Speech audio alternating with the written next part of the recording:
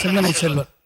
மாண்புமை பேரவை துணைத் தலைவர் அவர்களே, உடன்பிறப்பு என்கிற சொல்லின் உயர்வர்களே, ஒன்றிரண்டு செய்திகளை இந்த தருணத்திலே சொல்ல விரும்புகிறேன். தமிழ்நாட்டின் மிகச்சிறப்புக்குரிய அடையாளமாக இருப்பது நம்முடைய கல்வி கட்டமைப்பு. இது தொடர்பாக காலையிலே பல மாமன்ற உறுப்பினர்கள் உரையாற்றி இருக்கிறார்கள்.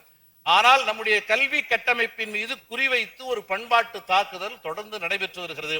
இந்த பண்பாட்டு தாக்குதலை கடந்து இந்த கல்வி கட்டமைப்பை பாதுகாக்க வேண்டிய பெரும் பொறுப்பு இருக்கிறது. பள்ளிக்கல்வித்துறை அமைச்சர் அவர்கள். மாண்புமிகு பேரவைத் தலைவர்களே, மாண்புமிகு சட்டமன்ற உறுப்பினர்கள் பேசும் பொழுது 10,000க்கும் மேற்பட்டிருக்கின்ற இடம் காலியாக இருக்கின்றது, உடனடியாக அதை நாம் நிரப்ப வேண்டும் என்கின்ற விதத்தில் ஆசிரியர் பணியிடத்தை பற்றி எடுத்து சொல்லியிருக்கிறார். மாண்புமிகு தமிழ்நாட்டு முதலமைச்சரை பொறுத்த வரைக்கும் வெறும் கட்டடம் கொடுக்கிறது மட்டும்தான் கட்டமைப்பா, நமக்கு தேவையான ஆசிரியர் நியமிக்க வேண்டுமே என்ற வகையிலே தான் டிஆர்பி மூலமாக கிட்டத்தட்ட ஒரு 6,000 பேர் ஆசிரியர்களை பணியிடம் செய்வதற்காக அந்த தேர்வெல்லாம் முடிஞ்சு கடந்த நவம்பர் மாதம் அதுக்கான தேதியை நம்ம முடிவு செய்து சிவி எல்லாம் முடிந்ததுக்கு பிறகு கிட்டத்தட்ட 3,192 பேருக்கான அப்பாயின்மெண்ட் ஆர்டர் கொடுக்க வேண்டிய நேரத்தில் நான் டீச்சிங் ஸ்டாஃப்ஸ் மூலமாக பார்த்தீங்கன்னா ஒரு 2% எங்களுக்கு வேணும்னு சொல்லிட்டு இன்னைக்கு வந்து மாண்புமிகு பொருந்திய நீதிமன்றத்தோடு வழக்கு தொடர்ந்துருக்காங்க. அது நம்பரிங் ஆனது நேற்று 7ஆம் தேதி நம்பர் ஆனது.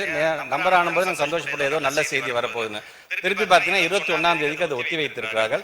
ஆக மிக விரைவாக அந்த நீதிமன்றத்தில் நல்ல தீர்ப்பு வரும் என்கின்ற வகையில் தான் இருக்குன்னு அதுக்காக நாங்கள் எங்கேயுமே விட்டு வைக்கல. தற்காலிக ஆசிரியமாக நாங்கள் பாடம் நடத்தி கொண்டிருக்கோம் என்று சொன்னாலும் மாண்புமிகு தமிழ்நாட்டு முதலமைச்சர் பொறுத்தவரை எவ்வளவு நாள் தான் தற்காலிக ஆசிரியர் வச்சு பண்ணிட்டே இருப்பீங்க, உடனடியாக நியமிக்க பண்ணுற அந்த பணியில நீங்கள் உங்களை முழுமையாக ஈடுபடுத்திக் கொள்ள வேண்டும் என்று சொல்லியிருக்கிறார்கள். அந்த விதத்தில் நல்ல ஒரு தீர்ப்பு வந்தது பிறகு நீங்கள் சொல்வது போல படிப்படியாக நம்முடைய ஆசிரியர் பெருமக்களை நிரப்புகின்ற பணியில் நம்முடைய தமிழக அரசு அதை ஈடுபடும் என்று தெரிவித்துக் கொள்கிறேன்.